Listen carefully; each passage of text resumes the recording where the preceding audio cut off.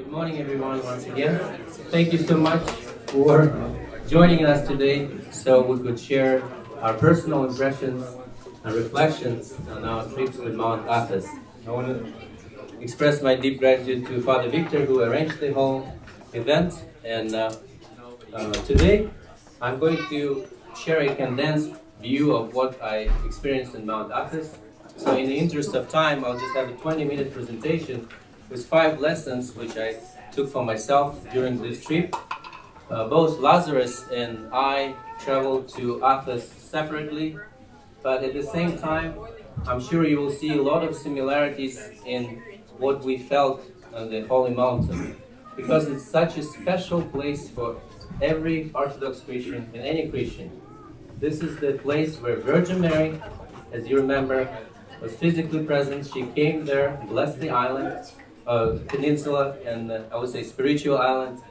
And since then, it had an abundant amount of glory and grace.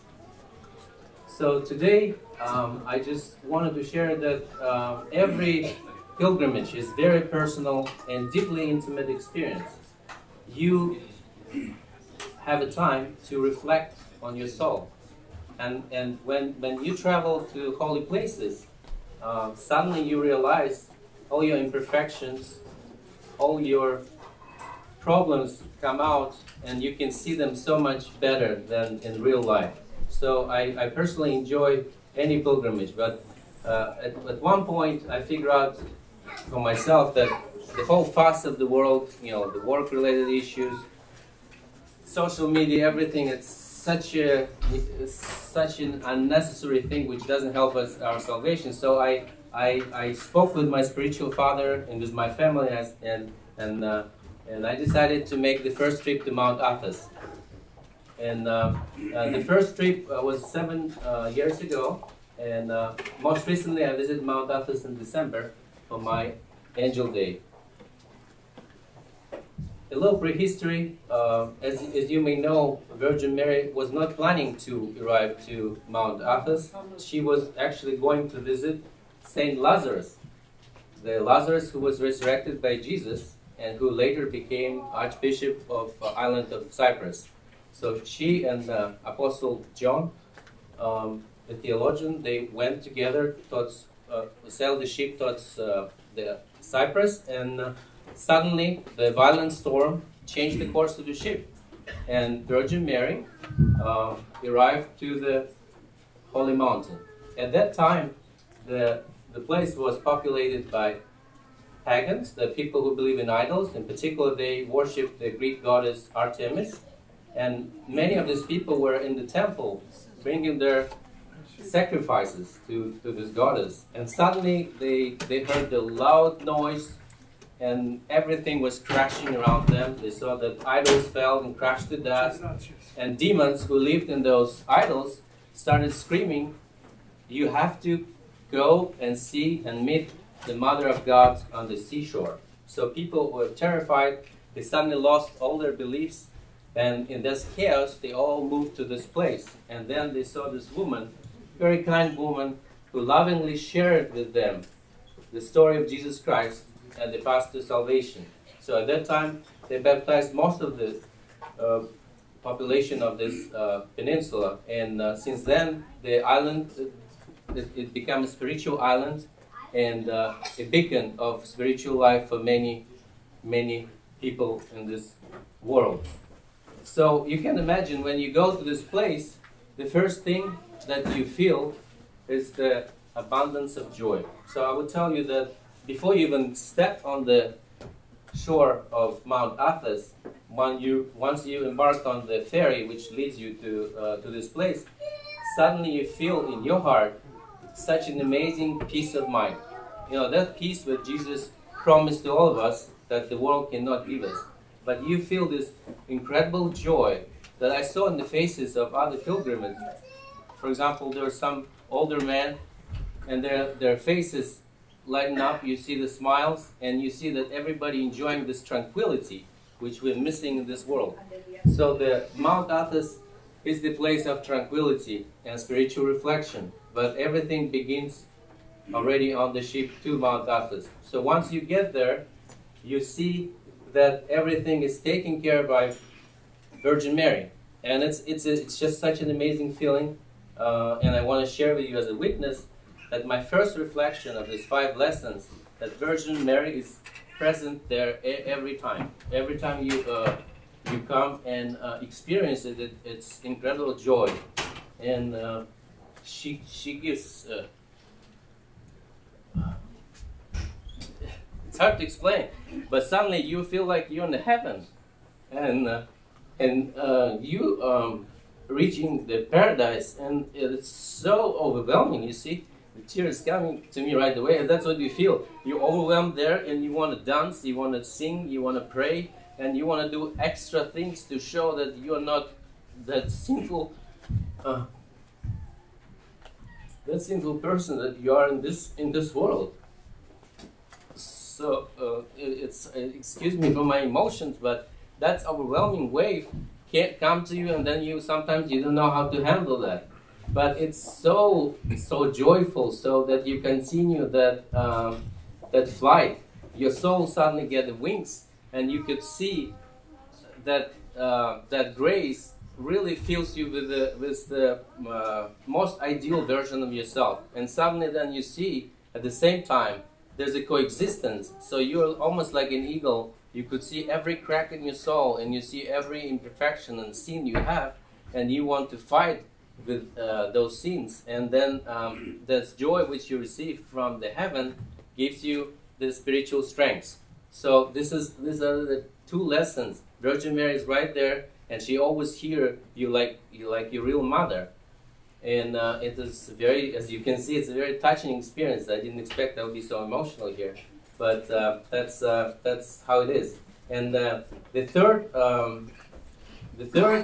lessons that I got here in Mount Athos was that when you see yourself so imperfect and so sinful, and you almost fall into despair, and as you remember Saint Silouan of Athos, who lived on the Holy Mountain for 46 years, Russian monk, he said, you have to keep your mind in the hell, but don't fall into despair. What does it mean? It means that even if you see that you're never going to reach that levels of that Jesus Christ shows us, you still have the strength within yourself to reach those levels through the only path, which is the prayer. And today, as you know, we celebrate the memory of St. Gregory Palamas, who was one of the greatest teachers of incessant prayer and Jesus prayer. So many monks who I spoke with and elders I spoke in Mount Athos, they all recommend to follow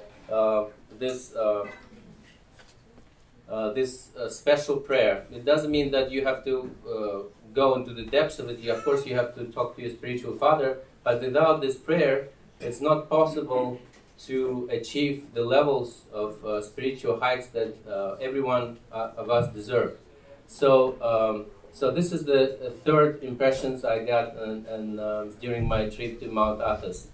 The fourth one is that death is no longer a scary thing.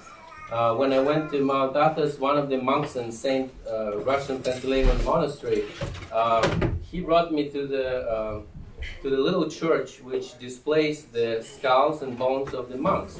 So the death, representation of death is present right there. So you come to the church, you see the shelves, and you see the skulls and the bones, and it's not terrifying you because you see this is the path to real life. And every one of these monks who lived before us, they were falling and they were raising up again, and they were fighting the spiritual fight that we all have to fight.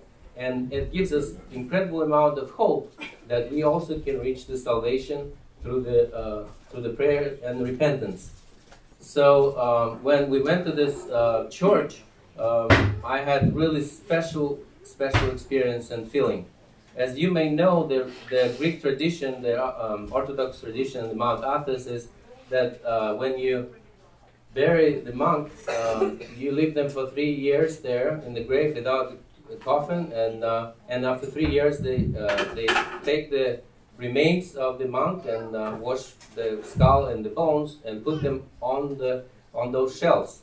And depending on the color of the bones or the skulls, they can figure out whether this monk reached the salvation or not. Sometimes some brothers, appear, not in the best shape. The skulls are black, and then they put them back to the grave, and the whole monastery prays for their salvation, which is very, very brotherly experience, because there's no more just I there. Everybody is one I, meaning that all the brotherhood of monastery feels like one, and so they try to save everyone.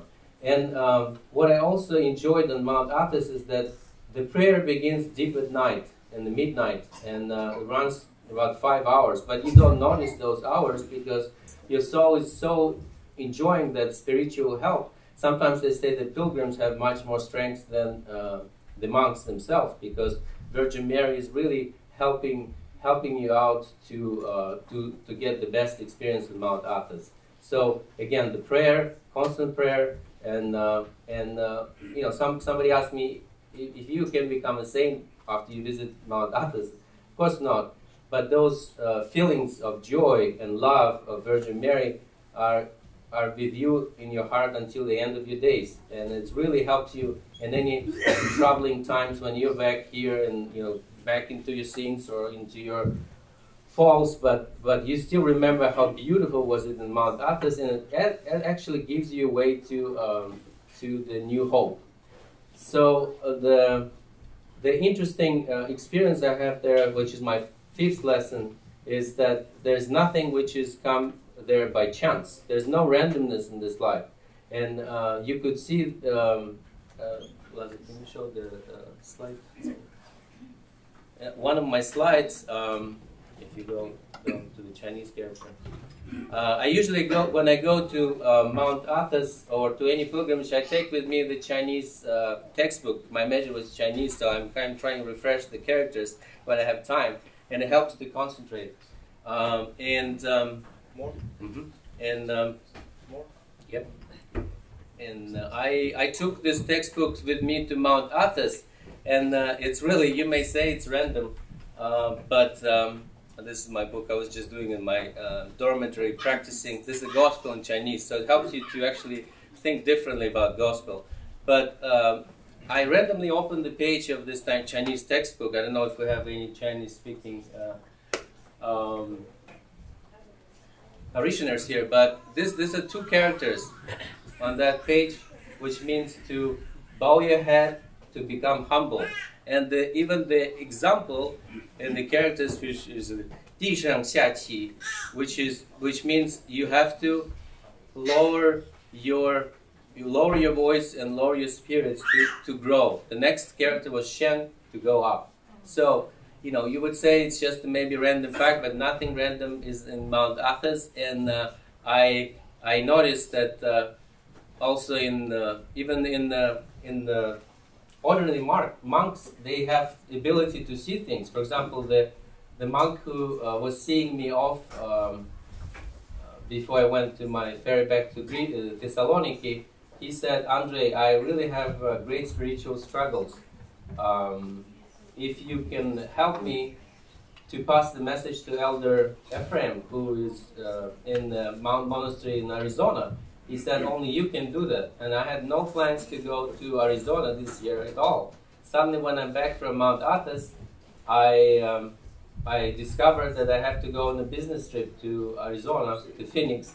And of course, on the weekend, I made sure I stopped by in the monastery and pass that message to Elder Ephraim. So as you can see, everything is connected.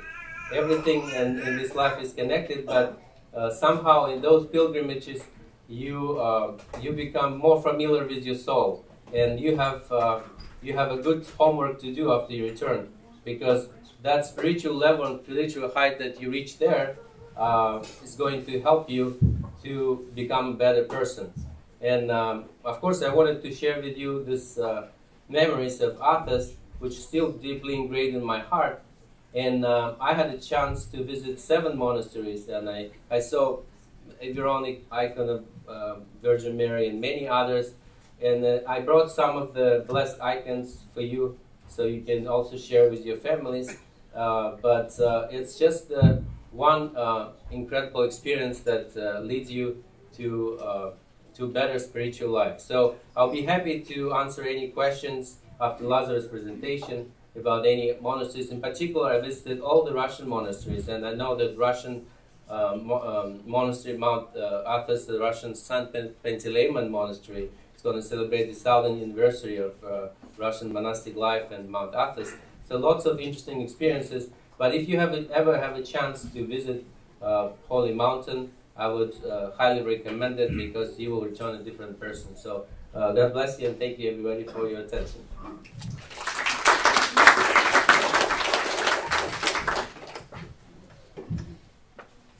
Thank you, Andrey. Dear Master, fathers, brothers and sisters, very sacred moment to share the experience about the visiting of Mount Athos.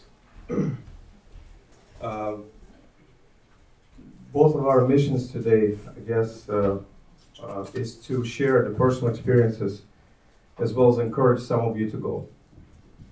We're not here in any way to brag about our trip, to see how great we are that we made it.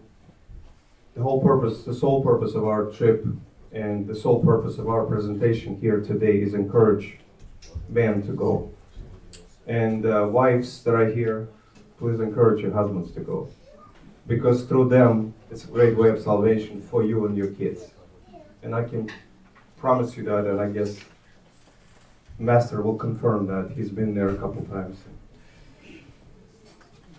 Some of you know probably that, some of you know Gia, our parishioner, longtime parishioner of this church, that he's trying to put together a motion picture movie about the life of Saint Nina in Lightner, Georgia.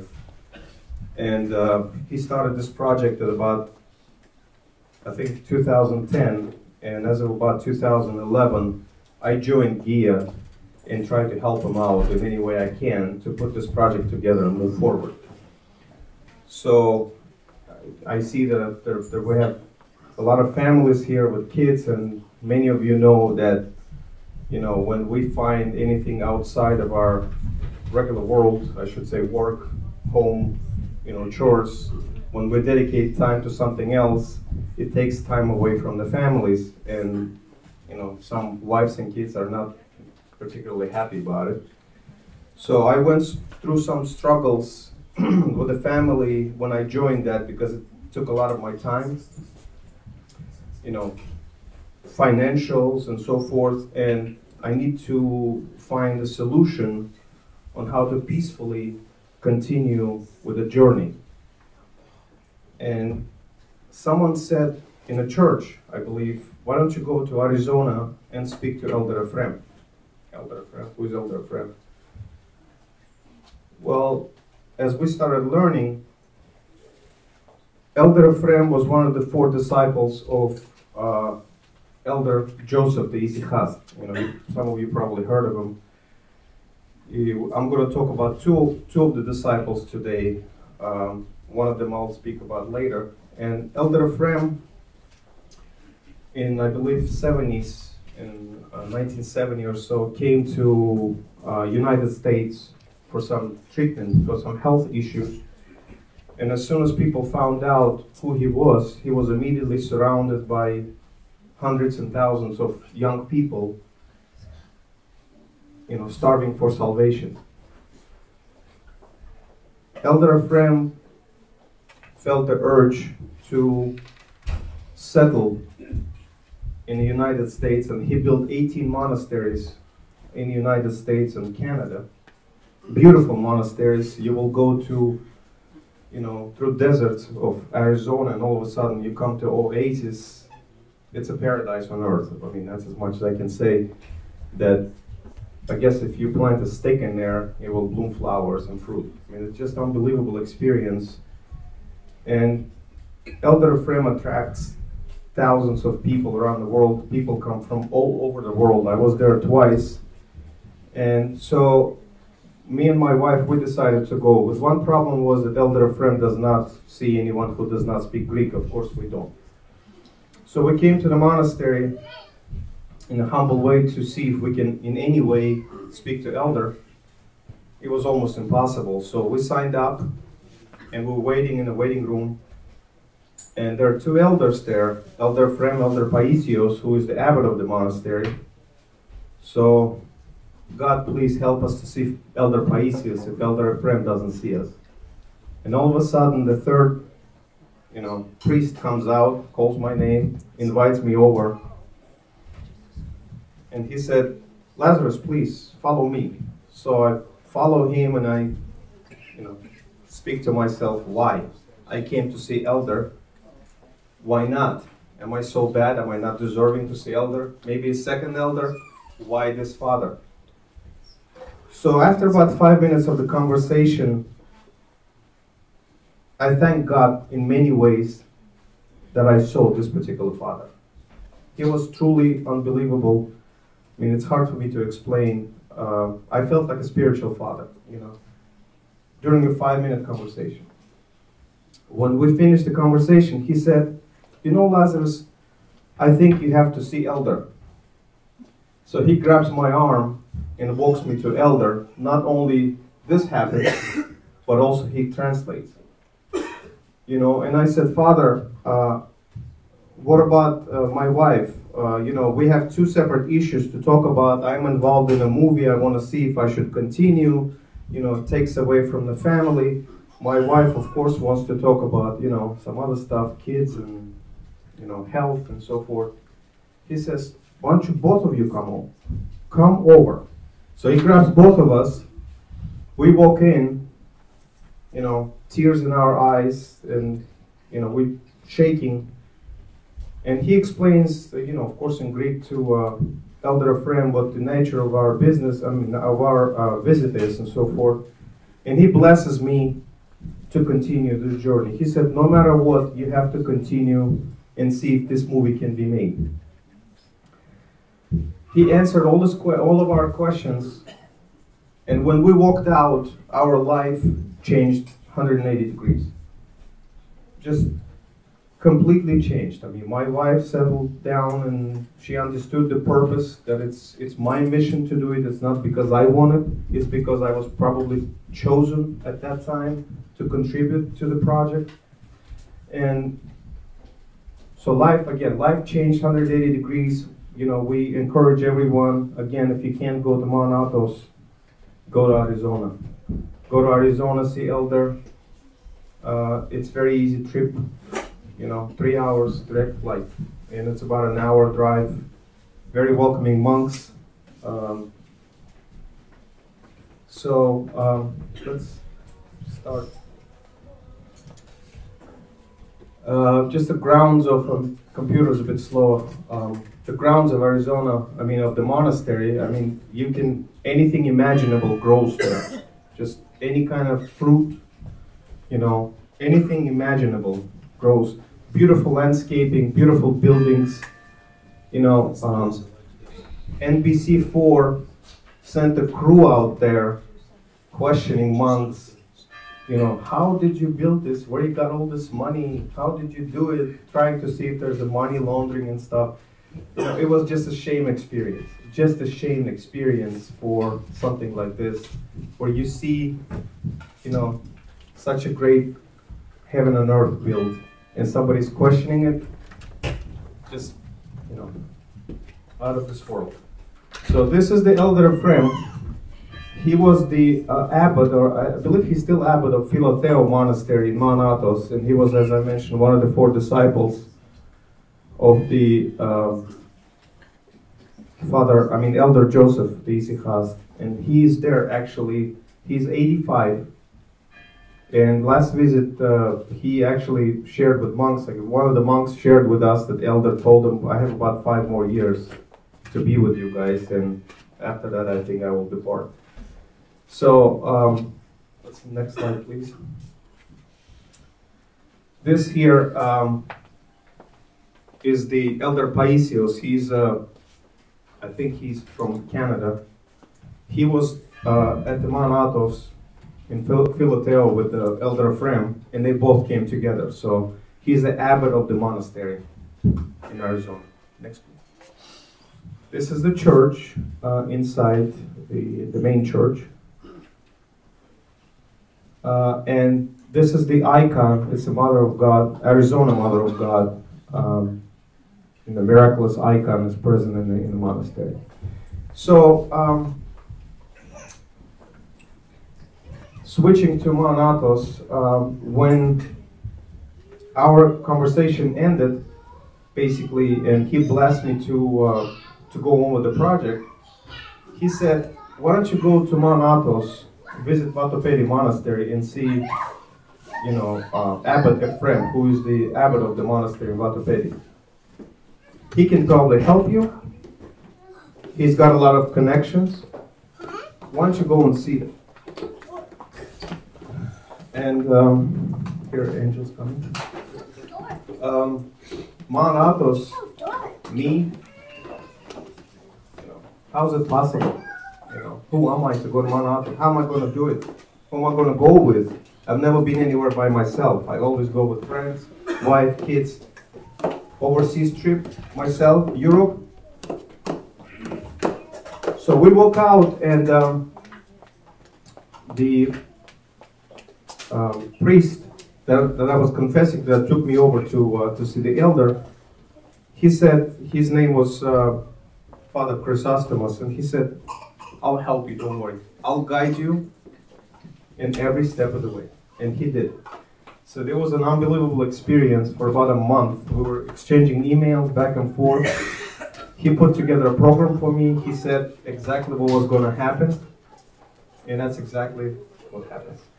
So in December, we went there in September. In December, 3 years ago, we arrived in Uranopolis, which is the port from where you take a boat and you sail to Mount Athos. It's just the beautiful views of the Virgin Island. This is Mount Athos in the far back. I was just standing there and waiting for a boat and just taking some random pictures. It's just the unbelievable views. If you look at it, it's truly a paradise on earth. It's a virgin paradise. This is the hotel where I stayed. St.Panteleimon, the boat. This is the St.Panteleimon boat that takes you over to Mount Athos. It stops on almost all the monasteries on the way until it gets to Daphne, which is the main port from where you take a bus and you go to different monasteries. This is the St.Panteleimon Russian monastery. During the Tsar's time, during the revolution, I think there was about 1,500 monks there at that time. Now it's less than 100. Huge monastery. I was told that it could feed about 500 people in a trapezna room at the same time. It was so big. Not anymore, unfortunately. Russian government is trying to do something about it, but it's getting slow. It's a slow project. So let's.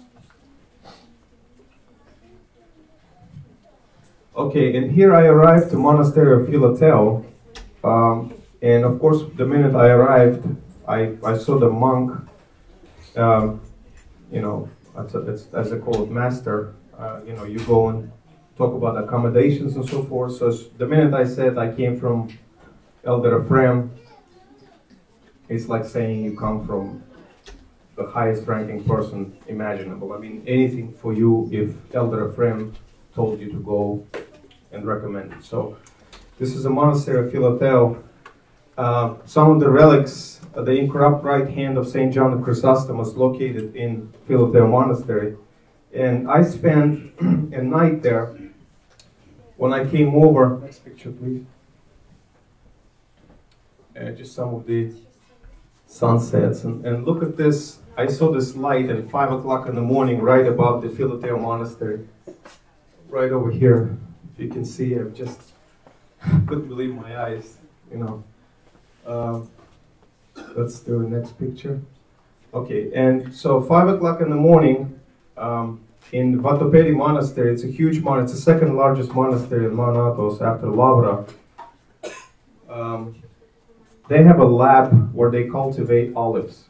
So a lot of the monasteries bring olives there and they cultivate them, they put it through certain machines.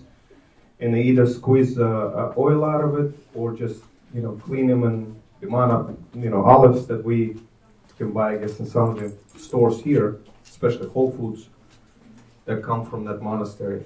And they said the truck is going to Vatopaidi. If you like, you can help out, and truck is going to take you there. So 5 o'clock in the morning, we drive over to Vatopaidi, and here I come to Vatopaidi Monastery.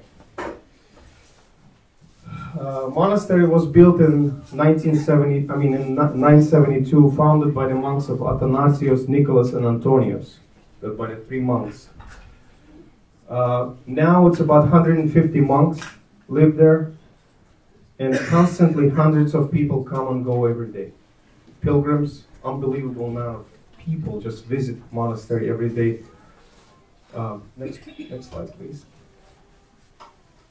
It's just pictures that I took of the views from the monastery, the entrance.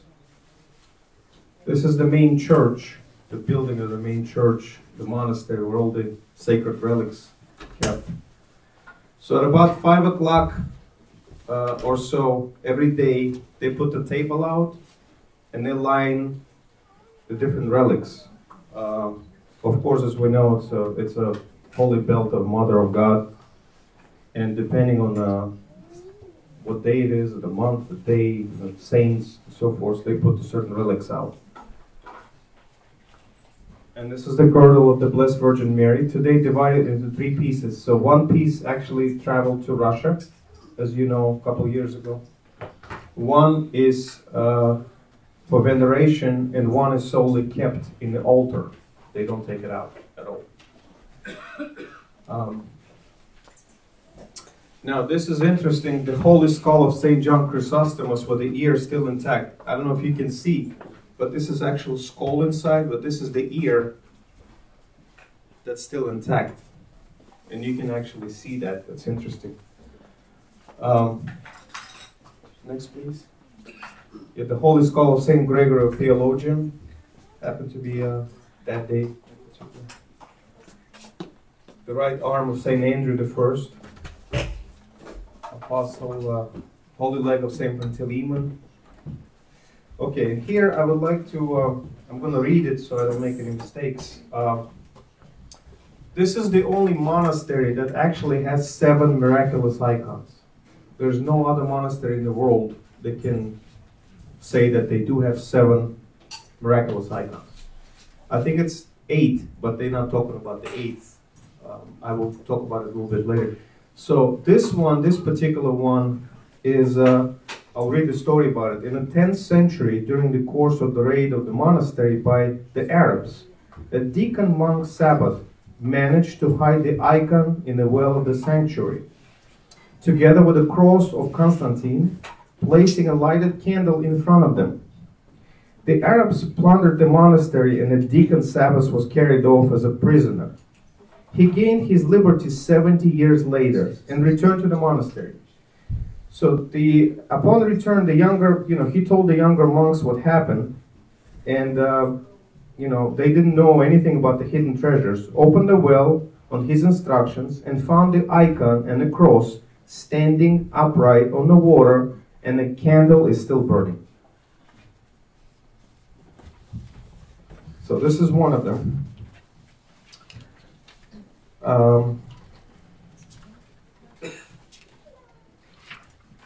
This icon here is the icon is a fresco of the 14th century and is in the chapel of St.Dimetrios. Tradition relates that one deacon used to arrive at the meal somewhat late every day because of his duties. One day when he asked the monk in charge for food, he was refused basically the meal. The deacon returned to the church full of anger and said to the icon, "How long do I have to go on serving you, and while you don't even care about me, and you don't give me anything to eat?" And with that, he took a knife and plunged it into the face of the Blessed Virgin. I don't know if you can see a blood there on the face, from which blood began to run, while he himself was struck blind and fell down like a madman. He remained in that state for 3 years, occupying a stall opposite the icon, where he wept and implored the Mother of God to forgive him. After 3 years, the Blessed Virgin appeared to the abbot and told him that she had forgiven a deacon and would restore his health, but that the hand which had committed the sacrilege would be condemned at the second coming of the Lord. When the monk died, and the time came, according to the customs of the holy mountain, just like Andrew said, for the disinterring of the remains, it was found that although the rest of his body was decomposed, his right hand had remained intact. It was completely black. The hand of the sacristan is preserved today in the Catholicon, but in a very dilapidated state, since the Russian pilgrims were given to taking small pieces of it under the impression that it was a sacred relic. So this is the first icon that I saw when I arrived to the monastery, and it's something that I think I want to talk about a little bit. This happened 3 years ago, so I went there twice. I went 2 weeks before Andrew went in December, past December, as well as 3 years ago, the first time. So this happened to me the first time. I know that it's, not maybe polite to talk about miracles, or I guess in a way of brag about them, but I remember that a couple of years ago, we were visited by Russian-speaking archimandrite. I don't remember his name. We attended one of the night vigils, and he said, why don't we ask Mother of God for help? He said, I think he stepped on a nail, and he said, my foot was not healing for a long time. It almost was turning into gangrene. And he said, Mother of God appeared to him at night. And he said, why don't you ask me for help? So he woke up in the morning, and the foot was healed.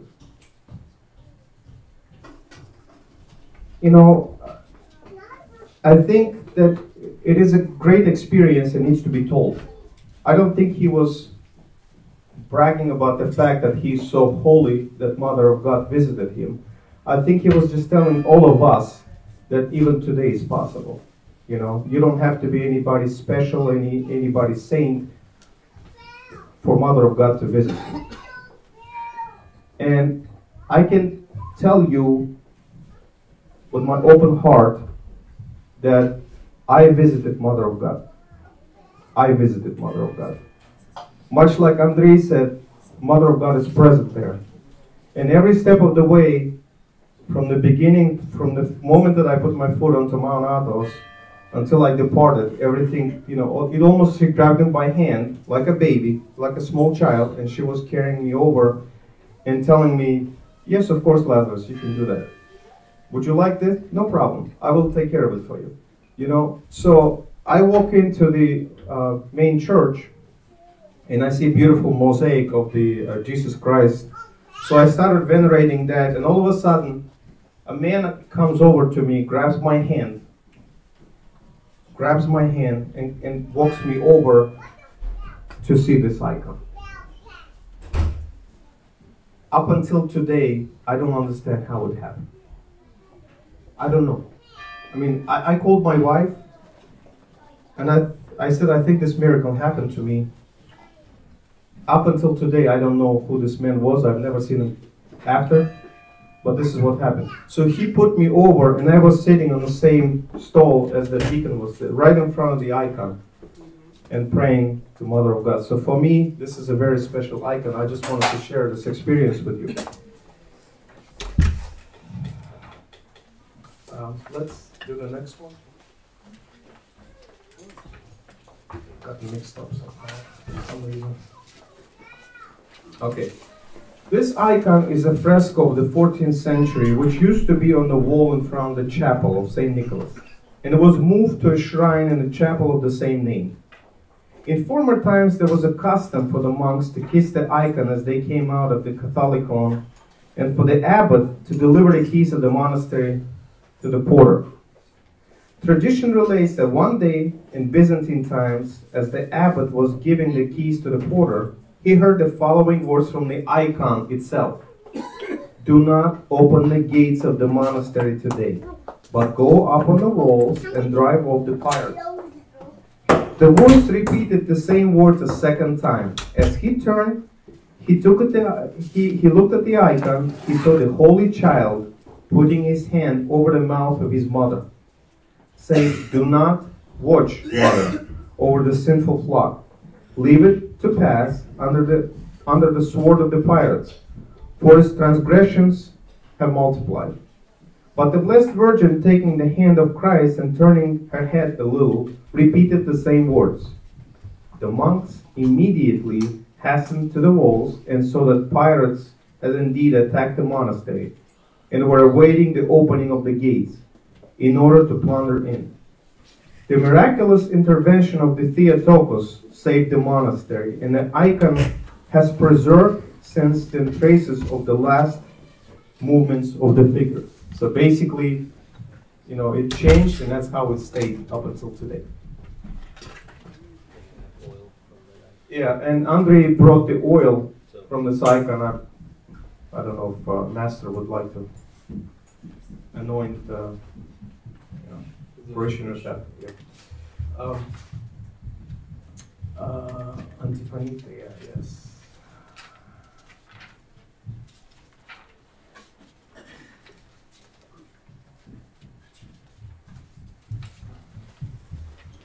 This too is a wall painting in the Mesonicticon of the Catholicon. It is so named because a voice was heard from it. Tradition relates that the monastery was once visited by the Empress Placidia, the daughter of the Theodosius the Great. While she was approaching the Catholicon with the intention of entering by the small side door, she heard a voice coming from the icon. Stay where you are and come no further. Now, how dare you, a woman, come to this place? The Empress, overcome with fear, asked forgiveness from the Mother of God and left the holy mountain immediately. To commemorate this miracle, she paid for building of the chapel of St.Dimetrios. And I guess ever since that day, you know why women are not allowed to mount Athos. So next, please. This is another miraculous icon.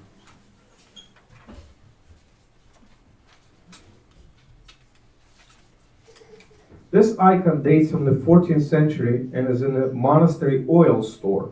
From there, it is taken to the Catholicon on the Friday after Easter, its feast day. Tradition relates the following miracle. At a time when there was a shortage of olive oil in the monastery, the Saint Dimetrios, who was in charge of the monastery oil supplies, began to economize by giving oil only for the needs of the church. The cook, however, complained to the abbot, who ordered Dimetrios to be unsparing in giving oil to the brotherhood, putting his trust in the providence of the Lady Theotokos. The blessed Dimetrios went one day to the storeroom and saw the tank running over with oil, which had reached the door. From that time, the icon has emitted a remarkable fragrance. And this is the icon that's really in the church itself.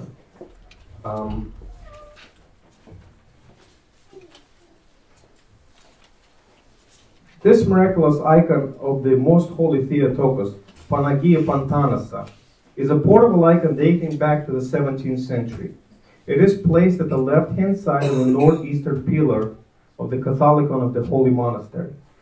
One day, a young man from Cyprus entered the church and went to venerate the holy icon.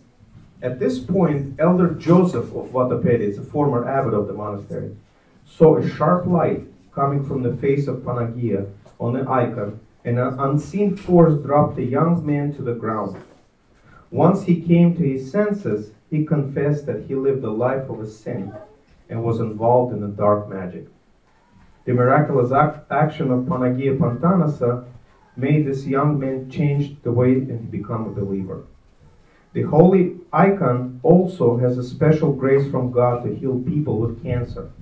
There are many accounts from people across the world which have been healed from their cancer after reciting the Paraklesis service of Panagia Pantanasa. And you can see people donate, all kinds of jewelry, over this icon. It was just enormous amount of, chains and crosses and rings and so forth.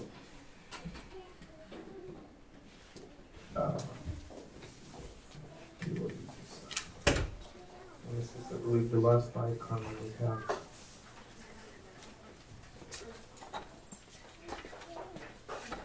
Yes. This is a painted on the wall above the outer gate of the monastery. In 1822, a group of Turkish soldiers arrived at the monastery, and one of them, seeing the icon, shot at it, the bullet making a hole in the Virgin's right hand.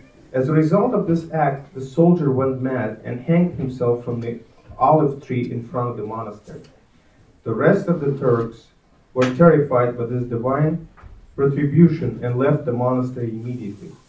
Moreover, when the commander of the detachment was told of the act of the soldier, who was his nephew, he ordered that he should be left unburied as a malefactor.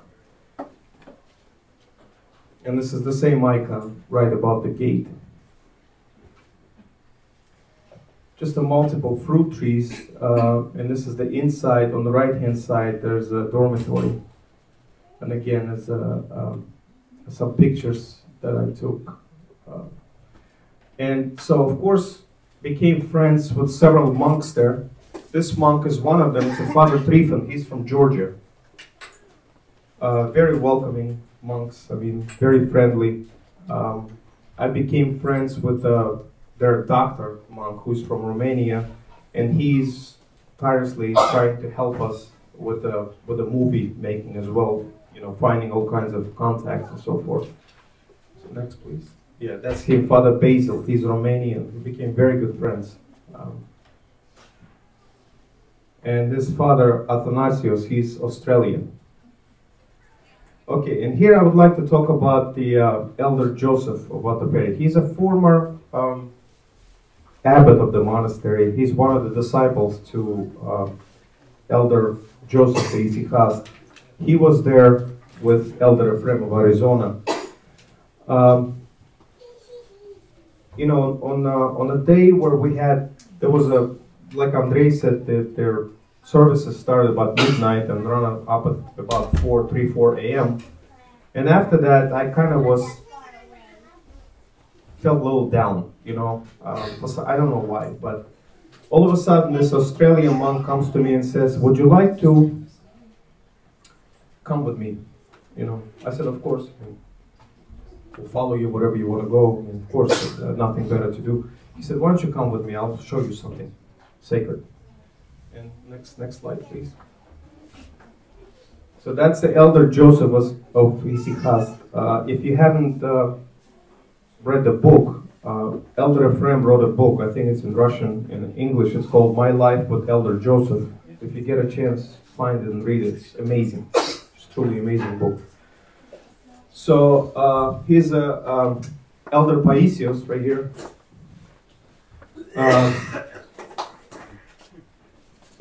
And the Elder Joseph on the left. Next, please. And this is the cell in which the elder lived at the Vatopaidi and died. So this Australian monk actually invited me to come to a liturgy at the little church inside the cell, where basically almost no pilgrims usually visit and don't know about the place, but only several monks get together and they serve liturgy there. This was an unbelievable experience. Just a picture I took on the way. Persimmon trees all over the place. And this is the copy of the Lady Pantanasa icon in the altar. I mean, in the church, in a small church inside. And the next, please. Yeah, that's the front of the altar. Saint Paraskeva with holy relics. And this is the icon I would like to talk to you about. I think this is the 8th miraculous icon, which is not listed anywhere. But this icon, they're saying that because of the elder Joseph was holding this icon, was always holding this icon next to his chest. It's an amazing fragrance coming from the icon. When I saw it, I felt it myself. They opened the glass for me, specifically, and I felt, I mean, it's unbelievable fragrance. It's nothing that I've felt, ever before.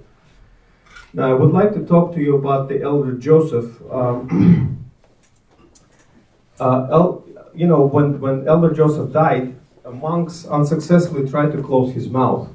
The mouth was open, as you can see, before sewing up in the mantle.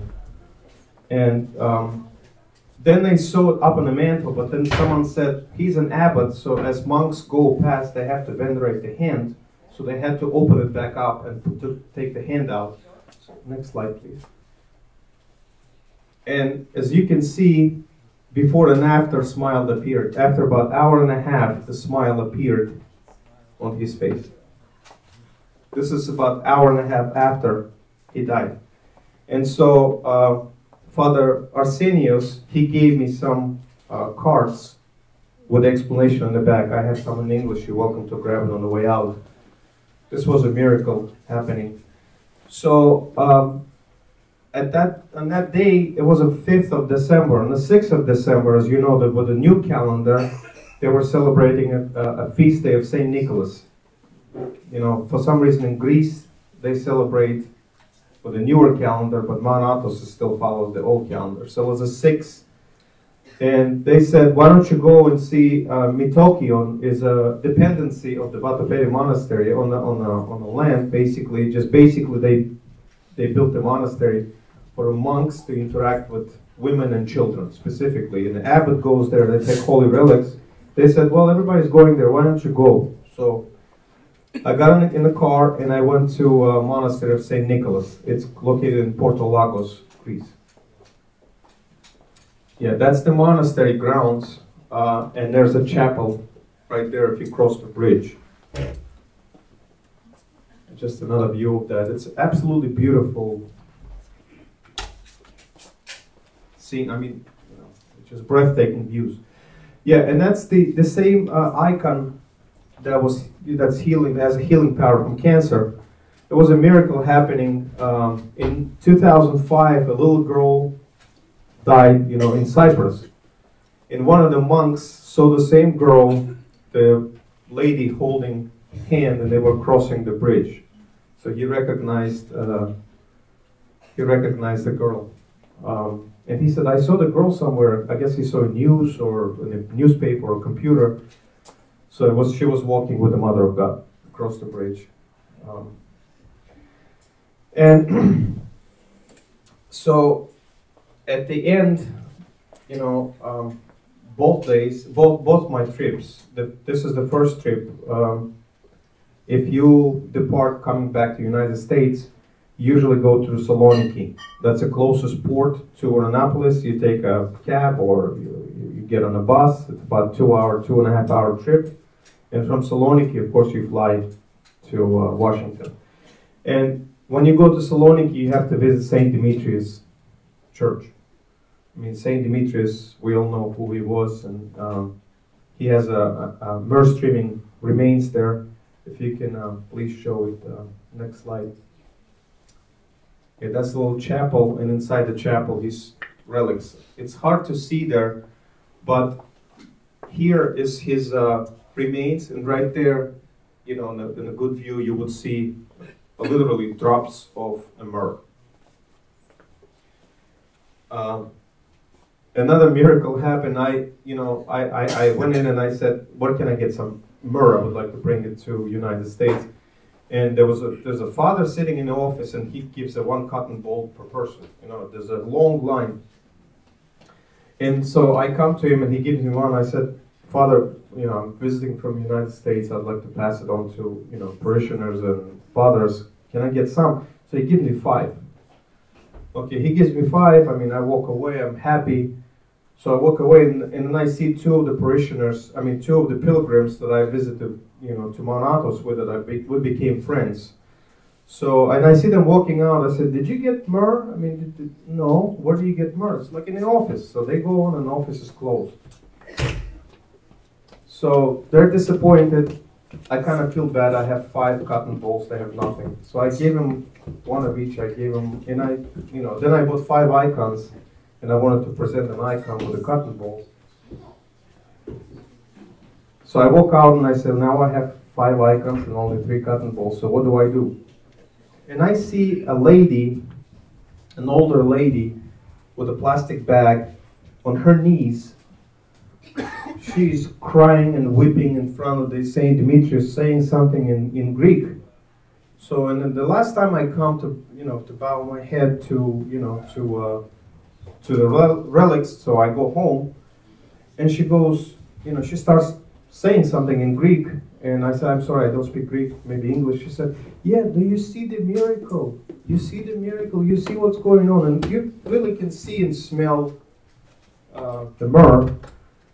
And she goes, do you have the myrrh? I said, yes, I do. She says, here, get some more. She gives me 2 more cotton balls. I'm standing and I don't know what to say. I really don't know what to say, Thanking is not enough. For her, it's probably nothing more than just sharing. But for me, I felt like it was a miracle for me. So, of course, in the same church, there's a Holy Virgin, Anysia. I think we commemorate her in February sometime. Holy relics in the same church with the St.Dimetrios. There's the relics in a coffin there. And this is from my December trip. So on the 7th, I'm pretty much done with the Porto Lagos with the Dependency. Everybody's gone. I don't have a car. Hotel is kind of far, so I really had to ask someone to drive me back and forth. I felt bad, so I said, why don't I just go home? I just changed the ticket to a day earlier because I booked a flight for the 9th. I said, why don't you just go home tomorrow? So I called the airline, rebooked the ticket. I got a ticket for tomorrow, so I pack up. I go to Thessaloniki, I check in, and I wait for departure and so forth. And I see there's nobody there. No people, no announcements. So I come to the people at the customs and I say, when is it? I mean, it's kind of getting late. He said, oh, you haven't heard? It's been canceled. The flight's been canceled. It's a great fog around the airport. So I get in line, to see what's going on, and the next flight is tomorrow morning, next following day. So what do? I go to Thessaloniki and I spend the day. And again, I visited St.Dimetrios Church one more time. So I go and walk around, and I didn't even know about this place, this church. And then we shared emails with a Romanian father that was helping me out. He has friends all over the place. And he texts me, Lazarus, how are you doing? Are you on a plane? Are you going home? I said, Father, no, flight was canceled. I'm stuck in Thessaloniki. He said, let me send an email to my friend who lives in Thessaloniki. He will take care of you. He will take you anywhere you want to go and so forth. So we get in touch with a friend, and he says, meet me in front of a metropolis. Okay, fine, metropolis. So I started asking around, what's metropolis? I'm looking, for, I don't know, store, restaurant, whatever it is, metropolis. And I come in front of a beautiful church. So metropolis happened to be a church when the remains of St. Gregory of Theologian remains are. I couldn't believe my eyes. I walk in, there's nobody there, not a single person. Church is open, and I come into the church. Next slide, please. And I see the relics right there with a little opening, like a little glass opening on top of the coffin, and you can smell, it's an amazing fragrances coming from there. And when I came home, I understood why it was delayed. It was meant for me, I guess, to visit the Holy Relics again. And when the presentation was supposed to happen a month and a half ago, when it was delayed due to the snow and was moved to today, look what we're doing today. You know, we're finishing the presentation on Mount Athos with St. Gregory of Palamas that we commemorated his day. Has it meant to happen? I guess. You know, but yeah, that's the. I think is there another? Oh no, that's repeat. So that's the presentation. If you have any questions, happy to answer myself or Andrey. But you know, if not, please get a chance. I mean, try to make an effort to visit either Arizona Monastery or, as a big picture, you know, Holy Mountain. Thank you for your attention. And God bless. Any questions? No?